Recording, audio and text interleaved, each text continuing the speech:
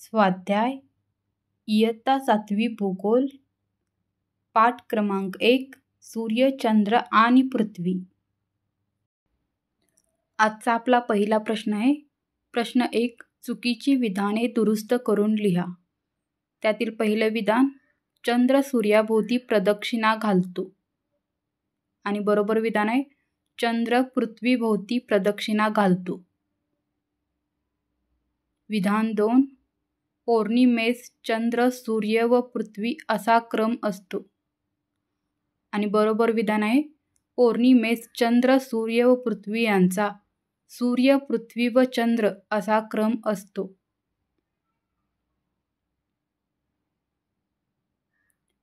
विधान 3. पृथ्वीची परिभ्रमण कक्षा व चंद्राची परिभ्रमण कक्षा एकाच पातळीत आहे. आणि बरोबर विधान आहे, पृथ्वीची परिभ्रमण कक्षा व चंद्राची परिभ्रमण कक्षा एकाच पातळीत नसतात. चंद्राची परिभ्रमण कक्षा पृथ्वीच्या परिभ्रमण कक्षेशी सुमारे 5 अंशाचा कोन करते.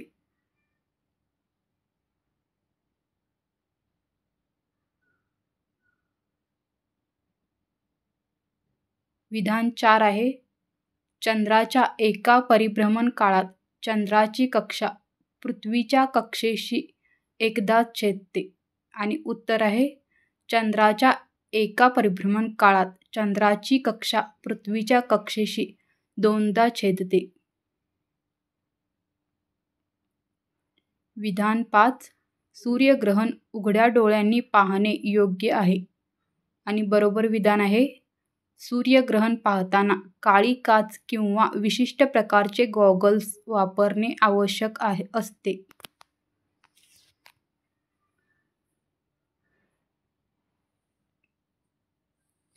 विधान 6. चंद्र पृथ्वीशी उपभू स्थितीत असताना कंकणाकृती सूर्यग्रहण होते. आणि बरोबर विधान आहे, चंद्र पृथ्वीशी अपभू स्थितीत असताना कंकणाकृती सूर्यग्रहण होते.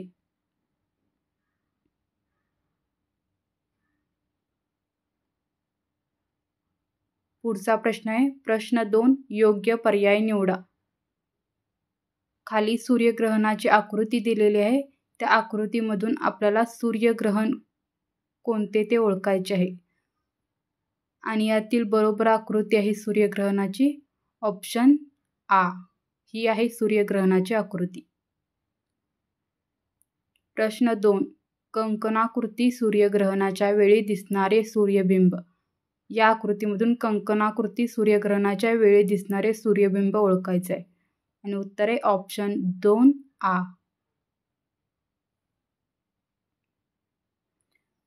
पुढचा प्रश्न आहे, चंद्राची उपभू स्थिती, अपभू स्थिती.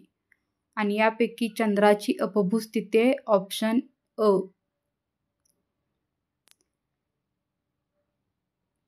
प्रश्न 3. पुढील तक्ता पूर्ण करा.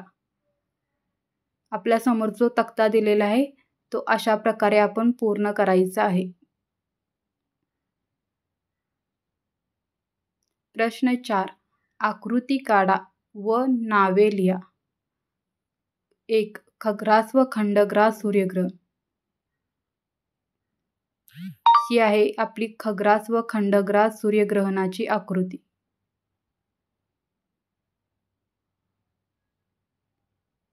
2.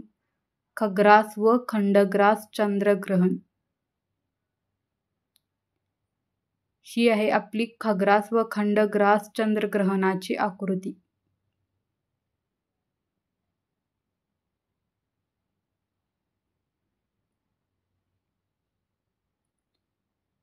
5. उत्तरे लिहा. पहिला प्रश्न, दर अमावस्या व पौर्णिमेस चंद्र, पृथ्वी, सूर्य एका सरळ रेषेत का येत नाही? आणि याचं उत्तर आहे, 1. पृथ्वीची परिभ्रमण कक्षा, चंद्राची परिभ्रमण कक्षा नेहमी एकाच पातळीत नसतात. 2. चंद्राची परिभ्रमण कक्षा पृथ्वीच्या परिभ्रमण कक्षेशी सुमारे 5 अंशाचा कोन करते.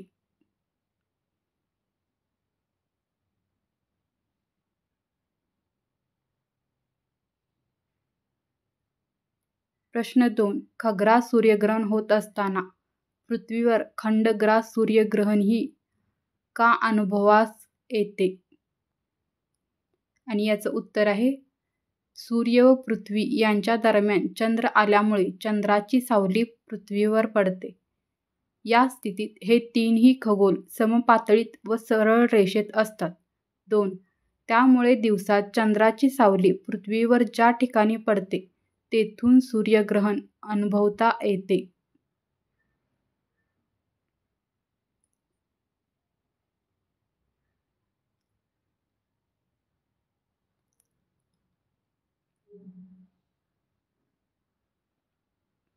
तीन. अशी सावली 2 प्रकारे पडते. 1. मध्यभागात दाट. 2. कडेच्या भागात विरळ. 4. खग्रास सूर्यग्रहण. पृथ्वीवरच्या भागात दाट सावली पडलेली असते. तेथून सूर्य पूर्णपणे झाकलेला दिसतो. ही स्थिती म्हणजे खग्रास सूर्यग्रहण होय. ही स्थिती फार थोड्या भागातून अनुभवता येते.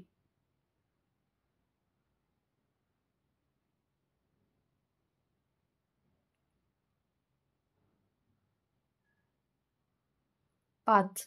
खंडग्रास सूर्यग्रहण. पृथ्वीवरच्या भागात विरळ छाया पसरलेली असते आणि सूर्यबिंबाचा काहीच भाग दिसतो. तेव्हा सूर्यबिंब अंशतः ग्रासलेले असते. ती स्थिती म्हणजे खंडग्रास सूर्यग्रहण होत.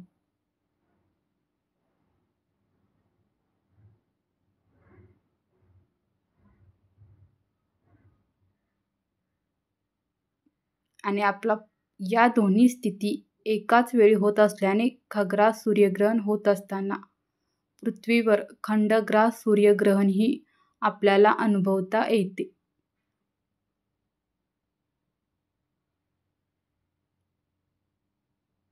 पुढचा प्रश्न आहे प्रश्न 3.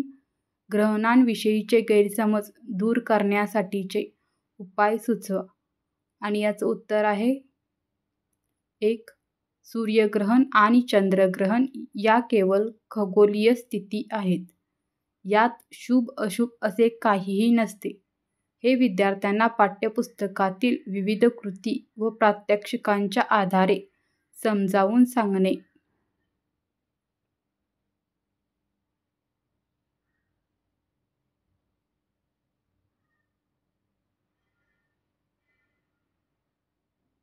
दोन.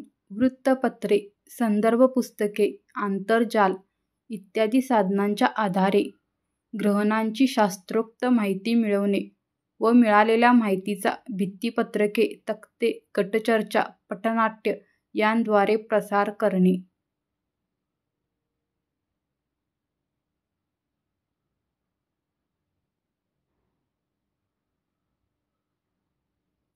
प्रश्न 4. सूर्यग्रहण पाहताना कोणती काळजी घ्याल? आणि याचं उत्तर आहे सूर्यग्रहण पाहताना उघड्या डोळ्यांनी पाहणे कटाक्षाने टाळू, कारण त्यामुळे डोळ्यांना इजा होऊ शकते. 2. सूर्यग्रहण पाहताना काळी काच किंवा विशिष्ट प्रकारचे गॉगल्स वापरू. पुढचा प्रश्न आहे प्रश्न क्रमांक 5. उपभू स्थितीत कोणत्या प्रकारची सूर्यग्रहणे होतील? आणि याचं उत्तर आहे उपभू स्थितीत खग्रास सूर्यग्रहण व खंडग्रास सूर्यग्रहण ही 2 ग्रहणे होतात.